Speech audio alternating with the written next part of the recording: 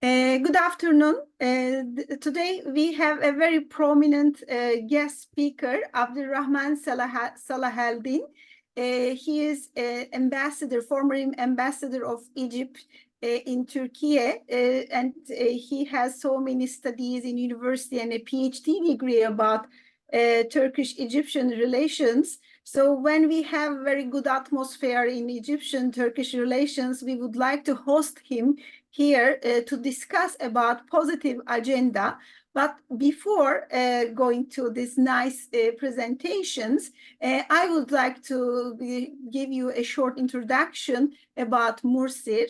MURCIR is Marmara University Research Center for International Relations, and it's a 30 years old research center. And it aims to discuss contemporary developments and some theoretical aspects of these developments in detail. So please follow us from our social media accounts and our websites. And as the second part of this introductory remark, I would like to present the biography of our guests with you. I hope, no, not this one. There is a problem with sharing the right file. That must be the right file. Okay. The Ambassador Abdelrahman Salah is actually PhD holder, and he worked for 4 decades as an Egyptian diplomat. Before retirement in 2018, he served twice as the Assistant Foreign Minister for Arab and Middle Eastern Affairs, as the ambassador to Turkey and to the Czech Republic. He spent 17 years of his diplomatic career in Washington, New York, and San Francisco. In 2020, he obtained his PhD in political science at Charles University in Prague, Czech Republic. The dissertation was titled Egyptian Foreign Policy and the Arab Spring, a case study of Egyptian policy towards Turkey and Palestine. To the Ambassador Salahuddin lectures regularly at Egyptian Foreign Ministry's Diplomatic Institute on Arab and American Affairs, participates in academic and policy-oriented seminars, and writes opinion articles for Egyptian newspapers about Egyptian-Turkish relations. He also participates in panels to examine graduate dissertations on US-Arab relations and on Turkish affairs. In 2019, he published his memoirs in Arabic about time as the ambassador to Turkey. It covers between the 2010 and 2013. He also wrote a chapter on Egyptian-Saudi-Turkish relations in a book that was published in 2019 by Middle East Institute in Washington, D.C. Now it's time for the leaving floor to our dear guest speaker. Ambassador, we are listening to you. Thanks again for accepting our invitation. Thank you very much, Dr. Zohal, for your kind invitation and your very kind introduction and presentation of my biography. As I told you, if you walk in the streets of Cairo, you would pass as an Egyptian. And I think many Turks have similar features and feelings. The same with me. When I walk in the streets of Istanbul or Ankara or Bodrum or Konya, people start to talk to me in Turkish, thinking that I am a Turk. And that's only one indication of how deep our roots are, whether historic, cultural, religious, and otherwise. But we also have very important overlapping interests, both regional and worldwide. And I was the first-hand witness of those common interests during my service time in Turkey from 2010 to 2013. At the time, even with the two leadership in 2010 not having identical views of the region and the world, however, we had a free trade agreement in 2007. We had a trade balance that have a total doubling almost every 3 or 4 years. We have Turkish investment in Egypt that reached, by the time I left Turkey in 2013, about $1.5 billion.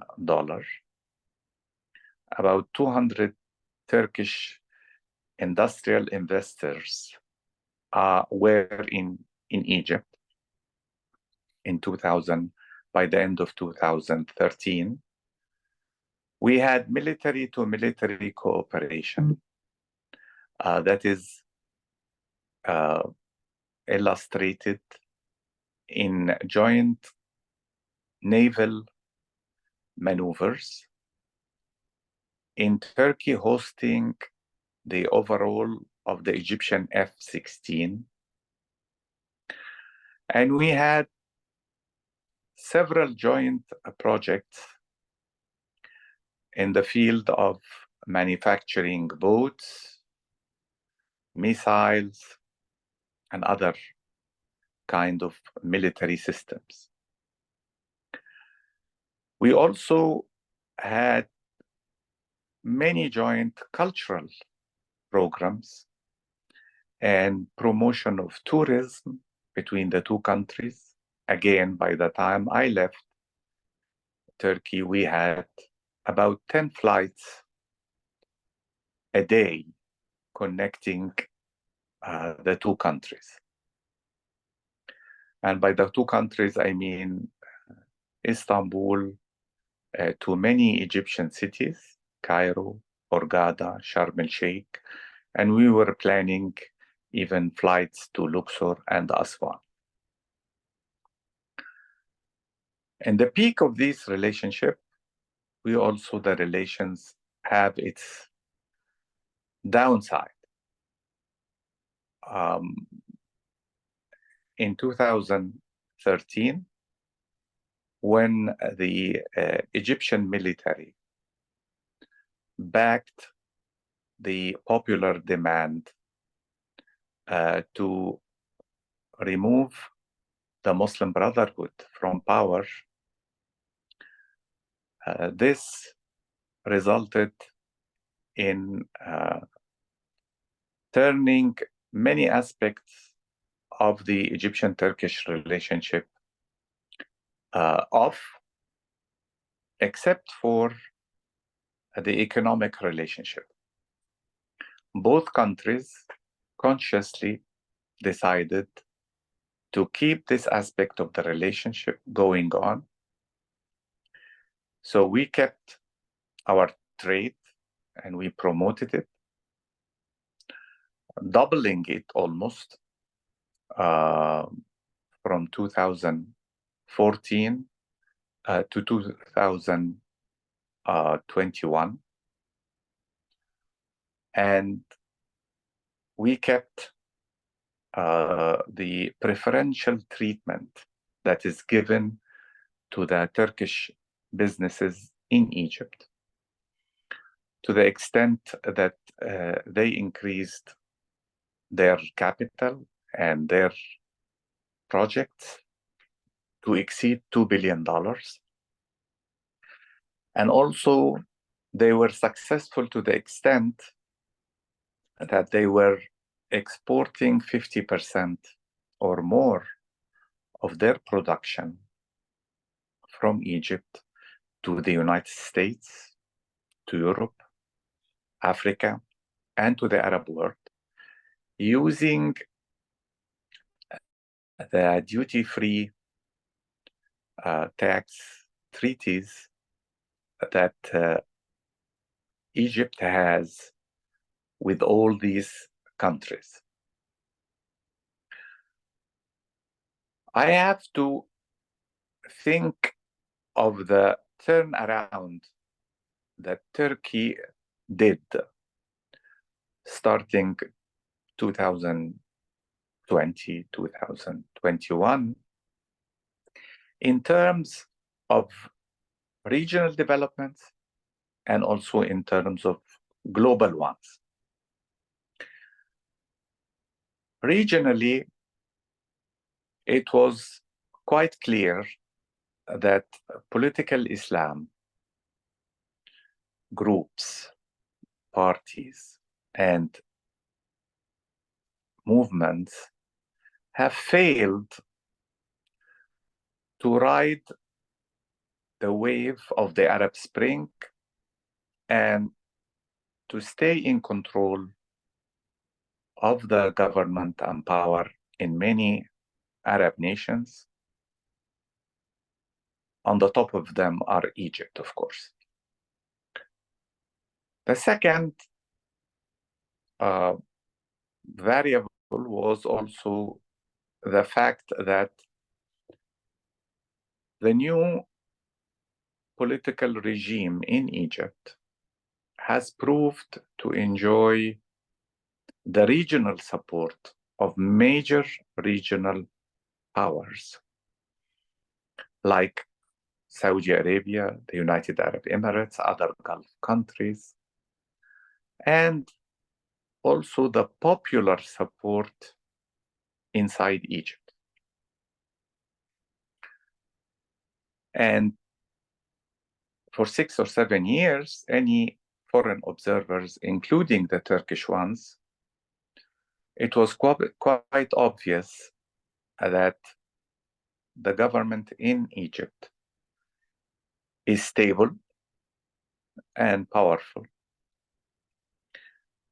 and enjoying the popular support at home and the regional support around it and the world power support on the global level. So this was another consideration that I'm sure the Turkish leadership take into consideration. Another dimension was the change in the global scenery. We are now moving from what used to be a unipolar world, where the United States was the only dominant power, into a multipolar world that has competing powers, such as China economically, Russia militarily, and the EU in both senses. There too, in a multipolar system of international relations, there is more freedom for regional powers, major regional powers, to play a role. Countries like Turkey and Egypt have more freedom if their interests overlap. They can together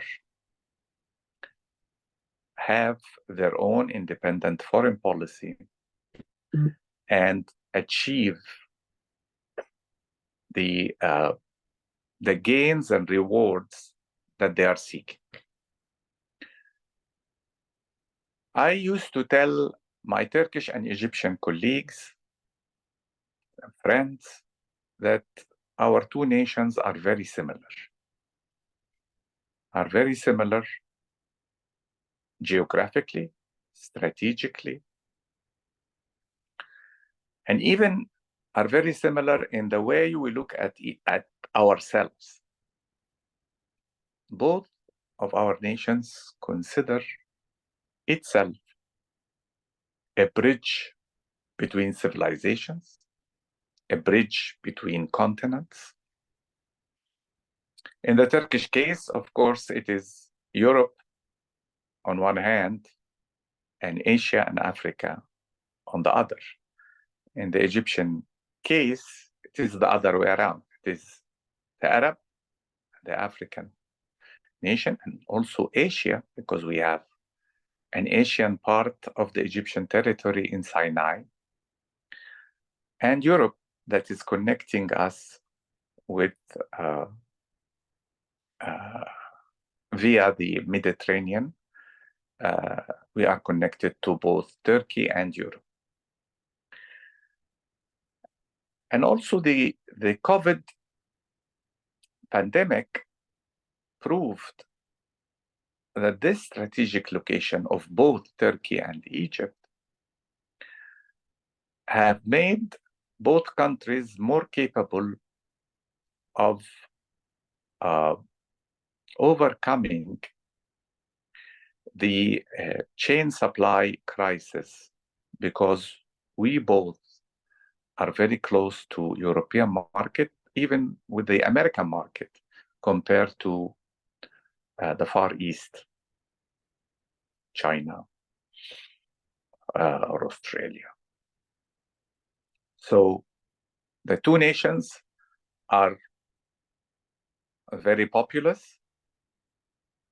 We are in Egypt about 106-107 million Egyptians.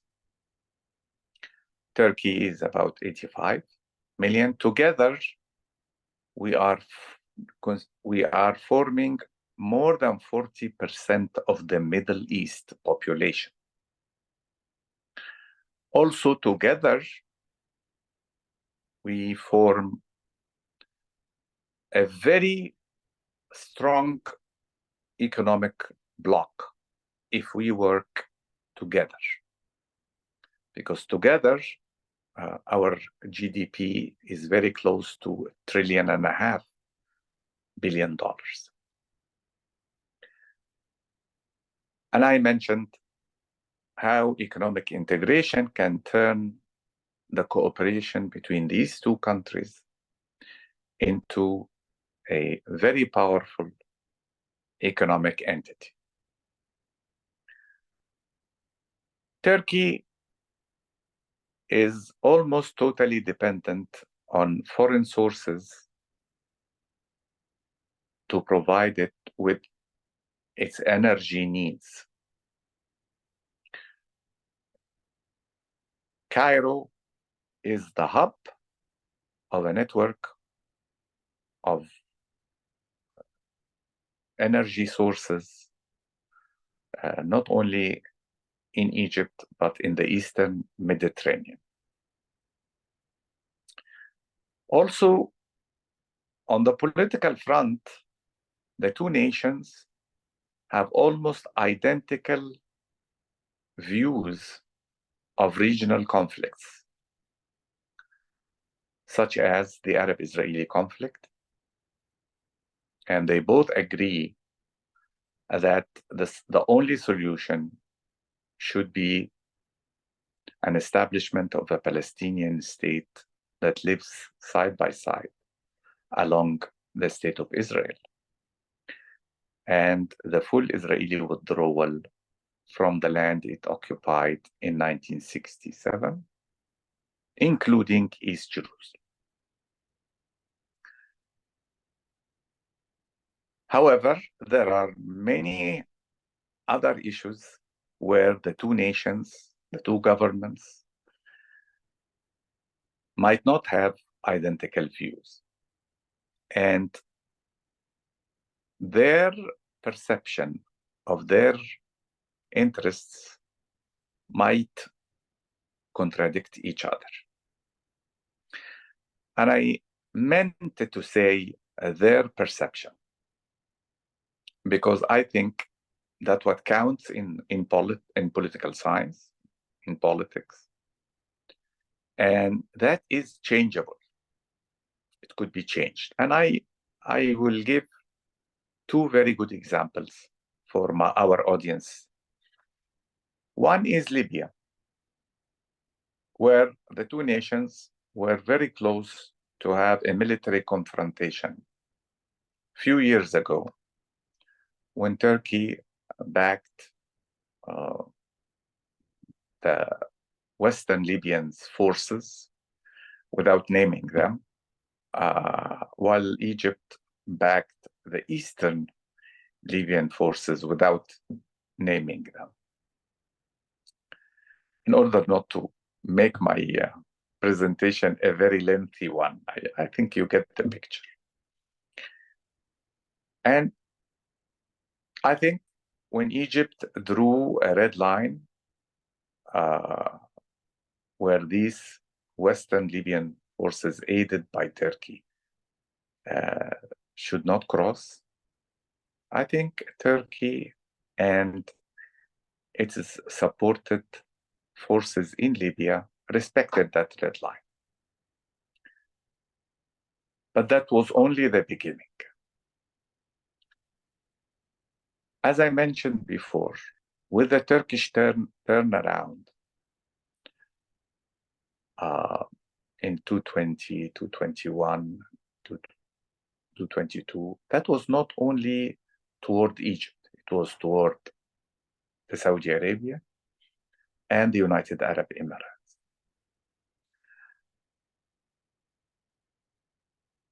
A new regional map has been redrawn since that time. Because in light of the change in the international order, in the world order, there are also changes in the regional order. And a good example of that is what is happening today in Gaza.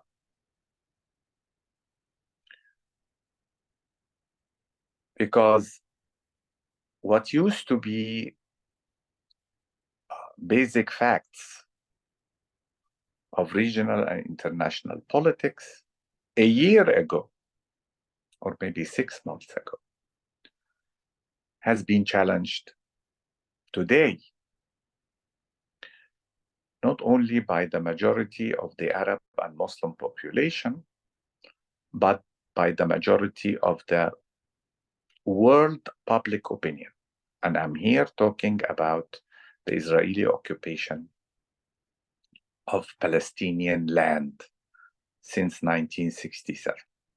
6 months ago, this was almost considered a de facto reality that everyone should deal with, and even should also accept and consider it a normal setting. Today, we see this being challenged, and we see the majority of public opinion agreeing to what the Egyptian, Turkish, Arab, and Muslim view, that this conflict would not and should not end without the establishment of a Palestinian state.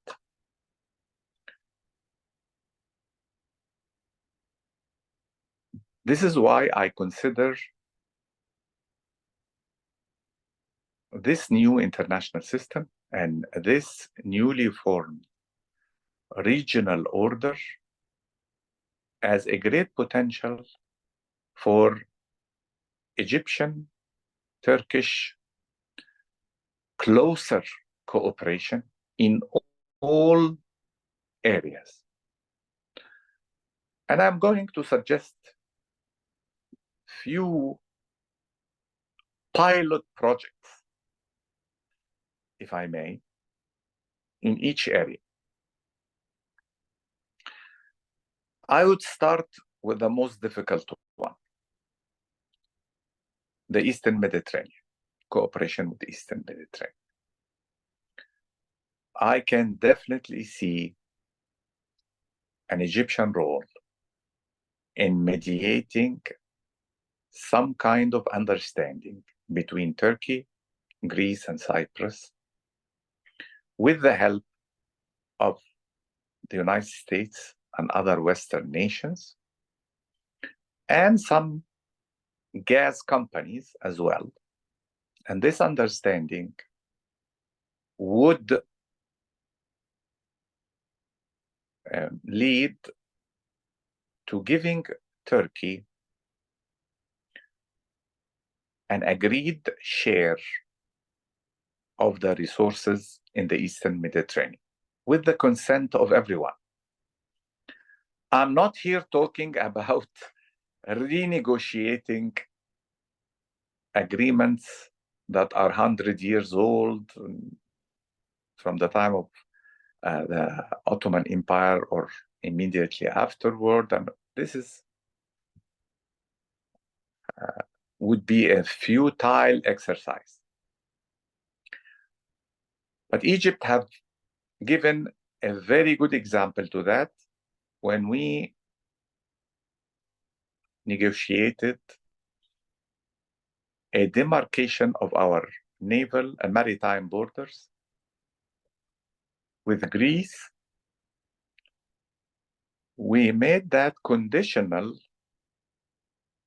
on leaving out the areas close to Turkish borders in the Mediterranean in order to open the way for a later trilateral agreement between the three countries that would resolve this once and for all. But pending this to happen, we can still reach compromise, understanding that would still give Turkey an agreed upon share of the energy resources close to its shores.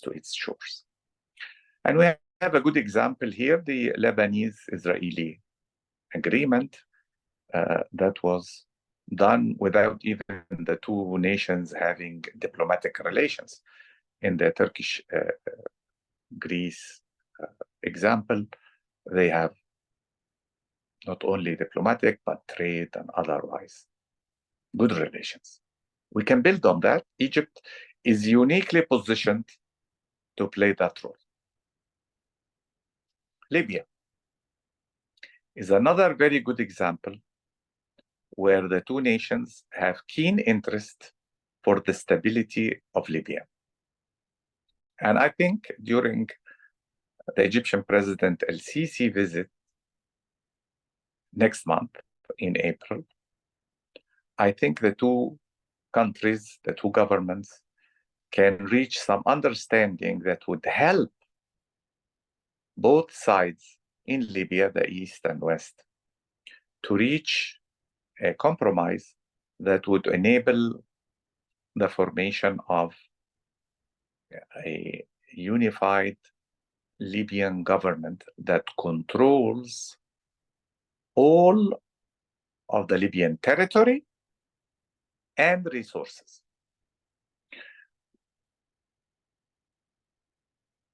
I can also think of similar cooperation between Egypt and Turkey in reaching a ceasefire in Gaza, or what I meant here on how to relieve also the human suffering of our Palestinian brothers and sisters. Similarly, Egypt can play a constructive role in ending the war in Syria, reaching some peaceful settlement that would meet the agreement of all the concerned parties and keep the Syrian territory unified, intact, and bring back most of the Syrian refugees to their homes. And I think this is something that both Egypt and Turkey agree on. I can think of also of a very important role for Turkey to help Egypt get an agreed settlement with Ethiopia on the Renaissance Dam, the GRD dam, that would be acceptable to both Egypt, Ethiopia, and also Sudan. Turkey has, similarly to the good relations that Egypt has with Greece, Turkey also has very good relations with Ethiopia. I think Turkish businesses are the second in size and after China in investing in Ethiopia. And I think also Turkey helped the Ethiopian government militarily to win many of its wars against the fact some opposing factions on the Ethiopian lands. So there too, I see great potential for the Egyptian-Turkish cooperation to produce peaceful outcomes to some conflicts that could turn into a regional war or even a more dangerous outcome. Bilaterally, I can think of hundreds of projects that actually I left unaccomplished in 2013. And I think they can easily be reopened. And I talked about trade. I'm very happy to report to you that trade almost doubled in 2 to 3 years, the last 2 to 3 years. And I have heard the two trade ministers announcing to the world that they came close to a total trade balance of about $10 billion, almost equally divided between the two countries because of the fact that Egypt is exporting now about $2 billion worth of gas, at least last year, to Turkey. I don't know about the situation today with all the economic problems that both nations are facing. And that's actually one of the aspects that I think can bring the two countries together. Both need economic development. Both need foreign direct investment and markets. And I cannot think of a better partnership than the Turkish-Egyptian partnership.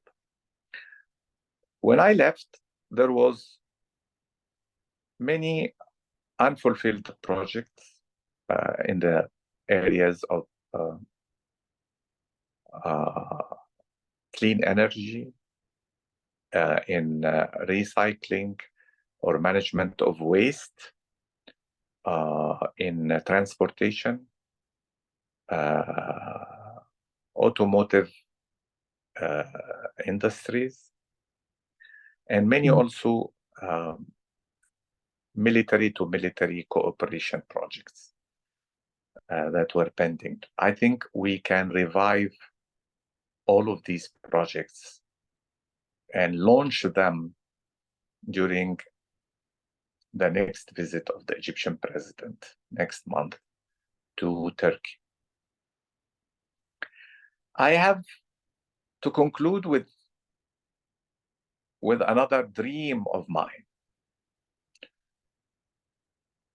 As I started with how similar we are culturally, religiously, geographically, strategically, and even how do we look to ourselves? Each of our nations looks how it looks to itself. I can see great potential of cultural cooperation between the two nations. I dream of a day when Egyptian movies, TV productions, books are translated into Turkish and shown and read and enjoyed by the Turkish population. The same way Turkish productions, TV productions, especially, of course, TV soap operas, as you all know, are very popular in Egypt and in the rest of the Arab world. I see great potential there, and I have tried it myself when I showed a couple of Egyptian movies, subtitled and in Turkish in Istanbul. And I cannot describe to you how popular they were and how much interaction they received from their Turkish audience. The other cultural and religious cooperation that both our nations can have is really in the area of spreading a moderate interpretation of our religion, of Islam. This is very important, and the Al-Azhar is doing an active role there, and I know that there are thousands of Al-Azhar graduates in Turkey and tens of thousands of young students who would like to study in Al-Azhar in Turkey. I hope we can overcome the obstacles that is preventing them from doing so. And this is a great potential of cooperation, and not only for the two nations, but for producing preachers, imam, and sheikhs who promote a tolerant, moderate version of Islam.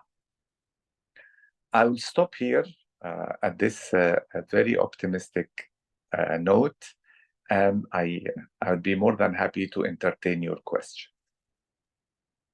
Thanks for your wonderful presentation. Yes, as you mentioned, it's very bumpy road actually we had in the last decade. But of course, as diplomats and academicians, we have always focus on positive agenda for the benefit of our own people, for not only our people. We were talking about our responsibilities as academicians and intellectuals in a platform, again, in a meeting. It was a multilateral meeting. And I said, if I was not here, I'm sure that my people around me, I mean, the people in our region, will defend the peoples of Turkey in any kind of meeting, because we know that there's only one peace, and that peace shall be shared by all of us in our region. So your contributions are very important for looking at the agenda more positively for our future cooperation. So I think we may have a few questions maybe from our audience. Do we have any question? If you have any question, you can open your microphone and you can ask by yourself, or if you prefer, you can write from the chat box. The floor is up for our audience. Do we have any question? If they are getting ready much more or warm up for asking questions, I may ask a few, because after your presentation, everything came into my mind altogether. Of course, first of all, I will start with your last sentence about this cultural cooperation and the potential. And I am a very, let's say, the believer of this regional cooperation and its potential. But we know that, okay, we don't have actually very big cultural prejudices among us. So it's not a big problem for our people to go and study in another country. I think we don't have this barrier, but it could be, again, a very good idea to promote an exchange program and a kind of regional consciousness more in Eastern Mediterranean. Because when we look at the general Mediterranean, there is this south-north relations more in the western part, but in this part, in eastern part, we don't have this north-south division. Actually, it seems like a common lake for us, and it is actually connecting us. So do you think that that can be a part of this kind of cooperation initiative? I mean, the regional exchanges for youth projects and cultural projects in this agenda? Definitely yes. The answer is yes, and I know that there are many Turkish students studying at Al-Azhar, and they are here basically for Arabic education, to learn Arabic, which is fine, which is very good. But we can combine learning Arabic also with studying other subjects that would also bring our students closer to each other. So one of my activities, as you probably know, is really to teach in some Egyptian universities. So I would be more than happy to cooperate with your university or any other Turkish university who would like to establish a study abroad program, exchange program, where some Turkish students would come to our Egyptian universities, spend a semester or a year studying either Arabic or Middle East or anything they would like to study. And in return, there will be Egyptian students from that university going to yours, doing the same thing, studying Turkish, studying other subjects of common interests. If we are successful bilaterally to do that, we can invite others in the Eastern Mediterranean to join. But we need to have a successful model, in my opinion, Egyptian-Turkish model. And I see great potential here also for those who are studying arts, culture, theater, movie making, TV productions. They can. I watch now during the month of Ramadan Mubarak. Ramadan Mubarak. For you and for your students and colleagues. I watch the hundreds of TV series that are produced by our Egyptian TV productions. And I always think how these themes would be received by a Turkish audience. And I would think they would love it. And let me give you an example. One of the very popular TV series in Egypt today is about this faction that is called the Assassins. You know, historic Ismaili Shiite faction. And it's really done in a beautiful way that I'm sure many of Turkish audience would relate to it. If we are able, for example, to start with this production and have a showing at your university with Turkish subtitles, and test how Turkish audience would react to it. And the same applies to modern life, because when I read Orhan Pamuk's writings about he's growing up in Istanbul, we are about the same age. Mm-hmm. I can only think of my growing up in Cairo, and even the way he described his home. And so, yes, the answer is yes, and I'm willing to help in my new capacity, not as an ambassador, but as a university professor and as a teacher. Thank you for your answer. If there is a question here from Mohammed Saad.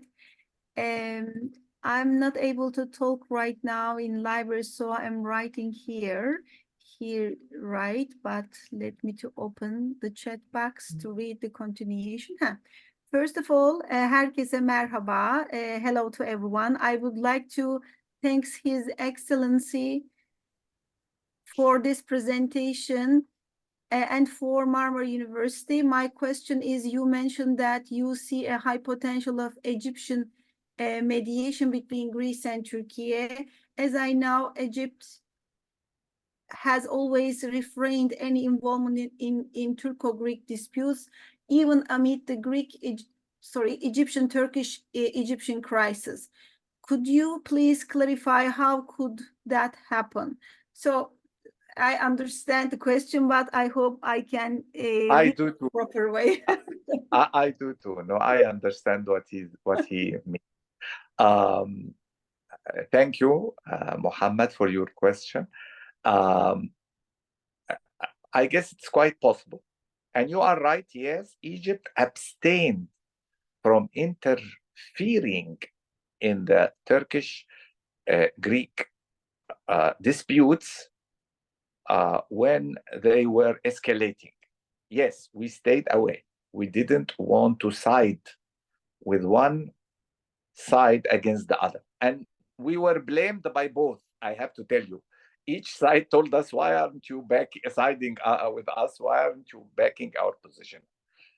But in terms of reaching an understanding like the one I'm suggesting, I can assure you that the Egyptian government is willing to do so. I'm not part of the government now, and I cannot speak officially on its behalf. I'm a retired ambassador. I am a university professor and a scholar. So I'm only speaking about my own, what you call it, educated guess. So my educated guess is Egypt is ready. And I guess Turkey and Greece are ready as well. I guess because of the regional developments and the worldwide development. You know, because of the Ukrainian war, Mohammed, now there is more need for the Eastern Mediterranean energy. No one wants another conflict in the Eastern Mediterranean. This is why I think there is a great potential of cooperation to exploit the energy resources and also to share it peacefully with understanding. There is, for the same reason, I believe that there is a great potential for resolving the conflict in Libya, because the whole of Europe needs Libyan energy, whether gas or oil. So everyone is interested in solving these problems. And I think if this conversation is not already going on between the Turkish and the Egyptian government, inshallah, it will start very soon. Oh, great news. Oh, wonderful. Yes, I agree with Mohammed actually, because there is a very big potential there. I mean, to bring sides together. It's not only about maybe only Turkish Greek case. Now we have, as you know, very big problem, a very big humanitarian crisis. It hurts all of us a lot every day. Maybe you share my thought. I feel always guilty about what I drink, what I eat. Everything is disturbing me somehow from humanitarian aspect. What these people in Palestine, I mean in Gaza especially, experience right now. So maybe it can be a good point. You started with this, let's say, the common interest and common risks and common security threats. Now we have something very common again for everybody. Everybody is extremely sad because of this situation.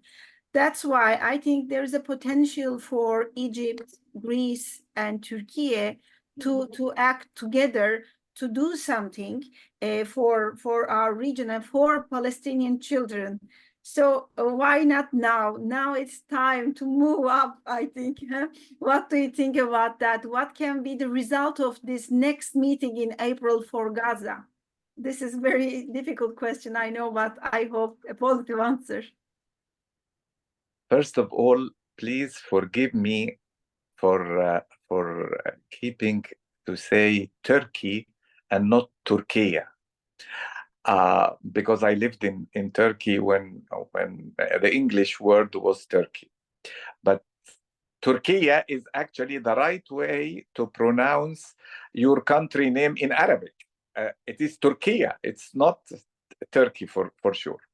So I agree with you that Egyptian cooperation with Turkey on resolving the humanitarian crisis in Gaza is a great potential.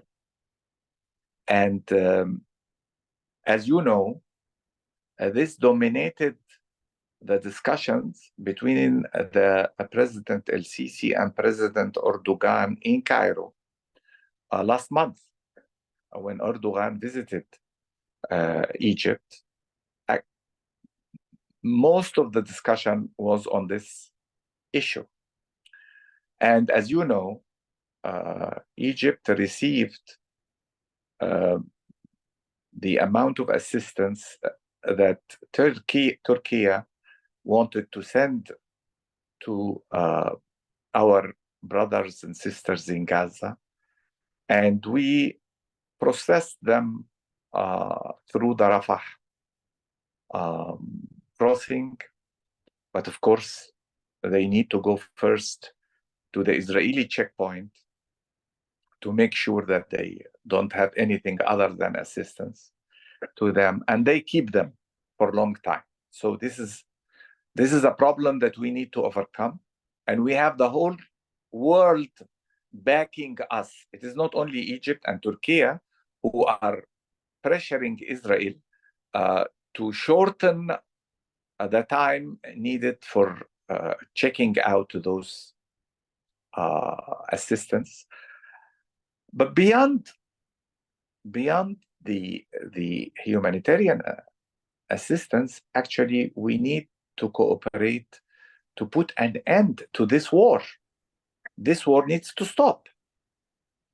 And bombing the Palestinian civilians need to stop. And evacuating and forcefully ejecting Palestinians from their homes should stop. And we should be cooperating to reach a political settlement that's based on the establishment of a Palestinian state. So there, I think there is great potential. And I think, as I told you before, the next visit of President El-Sisi to Turkey next month will have great potential there, inshallah. Yeah, we hope the same for our region and for our people. Do we have any other question or comment? Zuhal Hanım, do you hear me? Yes, yes, we hear you perfectly. Okay. Şimdi, first of all, my dear friend, everything what you are saying is really excellent and I can understand it. But we have to put your good ideas into practice. And Turkey and Egypt needs your practice because during your time, I remember that I had dinner together with MURCIR business people and also Sisi business people, and in 1 month difference. So you are a magician. You can succeed such a thing, and you are loved by everyone. But to tell you the truth, as Mr. Stiglitz already foresee, I think the best relations between countries can only be achieved by trade balance. So what are your plans to put everything into practice? Because just only to say good things is okay. I mean, it doesn't matter whether the political climate is bad. The business between Turkey and Egypt was always good. So for that reason, in any case, we have to do something for that. I mean, I would like to see your soul to be put into practice in Turkey, because just words is good, but as you know, it is not enough. So I think what has to be done is, first of all, to determine by public experts and also private experts, business experts, what sort of business that can Egypt and Turkey can exercise, and what sort of business that Egypt and Turkey can exercise in the Mediterranean Peninsula and also in the other third countries. So I think instead of bringing and matching the companies to each other like a touristic site, I think money, to the meaning of money and the use of money is very important. So I think first thing, to my mind, we must join the budget of Turkish and Egyptian Exim banks. And also we should not allow the private business to spend the money for short-term profits. So this is something which is very important. And to my point of view, I think the peace in the Middle East and peace on the world can only be achieved by Egyptian and Turkish cooperation. And we can add easily the Iranian cooperation to this picture. So, and I think that since we have good relations with Russia, then this relation can be dominant in the region. So the first target of Egypt and Turkey unification of power and business, I think, shall cut the ways of France in the Mediterranean.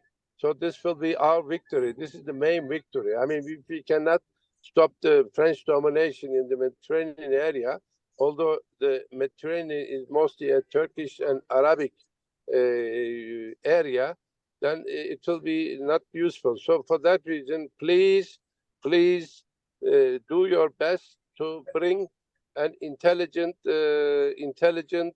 choices of the business people coming together, and also working together with Egyptian business climate. For example, you remember I had an idea. This idea was the space program between Arab League and Turkey. Now we achieved.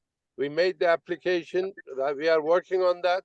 We had a very useful meeting with the Arabsat also, and Arab League is promoting. And you know what is the target of my project? To land one Arab scientist, one Turkish scientist into Mars in 10 years, into Moon in 3 years.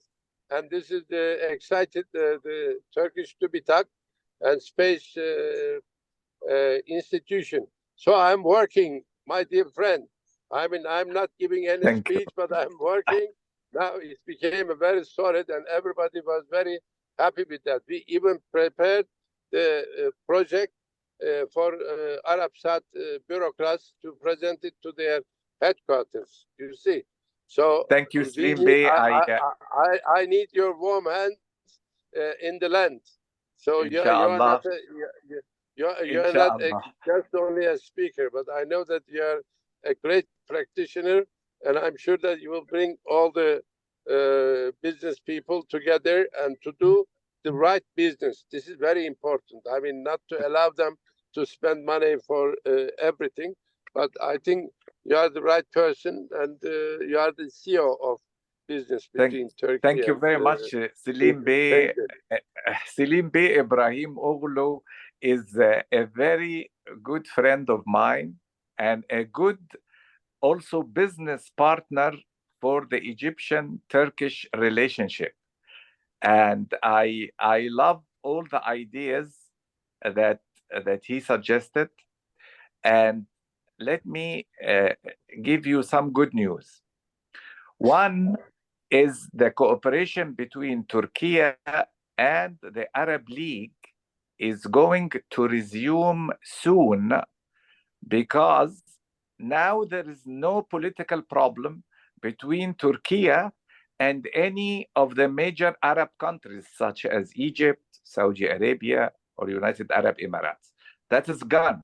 So the cooperation between the Arab League and Turkey is going to resume very soon, including the cooperation in the field of scientific research and development. And of course, you will have your chance to propose your very good dream, and you are a dreamer like me, to the Arab side very soon. As far as trade is concerned, the two sides have agreed in Cairo last month that the $10 billion trade volume between our two nations should double, should reach 20. And the Turkish investment in Egypt and the joint ventures between the Egyptian and Turkey should actually double to 4 or 5 billion, and the areas are already there set. For example, let me give you a good example that you would like.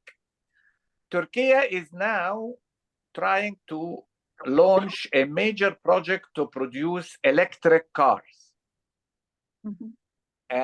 And Egypt is a very big market for such electric car. So producing it jointly in Egypt using Egyptian energy sources. I mean, electric car needs a lot, even though it saves energy, but it needs a lot of energy to be produced, especially the battery, as you know.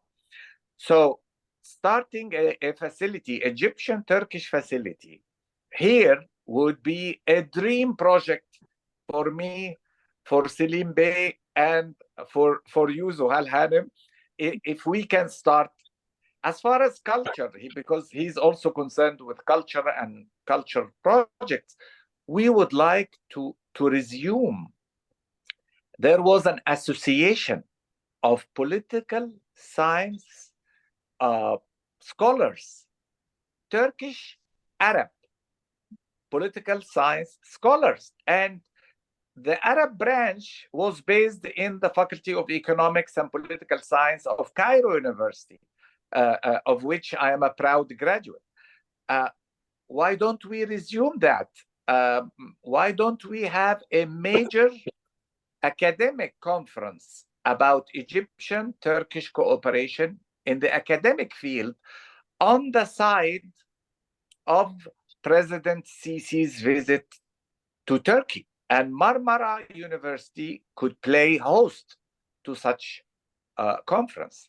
All of these are very good ideas, and I will definitely be more than happy to participate in launching them. And I would love to come back and visit Turkey, Istanbul, Ankara, where Selim Bey is based, and to make all the ideas that we talked about today come to reality. Thank you very much. Thank you very much also. I hope to see you in Ankara. Thanks for your valuable contribution to our series of MURCIR Wednesday talks. Now, Muhammad asked another question, but if you forgive us, we need to finish right now our session. I hope it can be a good answer to your question, but I'm sure there will be good initiatives for Turkey and for Egypt in the next months. Thanks again for your contribution. I would like to thank also for our audience. Please follow MURCIR events. It will continue with very interesting series of talks. Have a nice day. Thank you very much. Bye-bye. Bye-bye.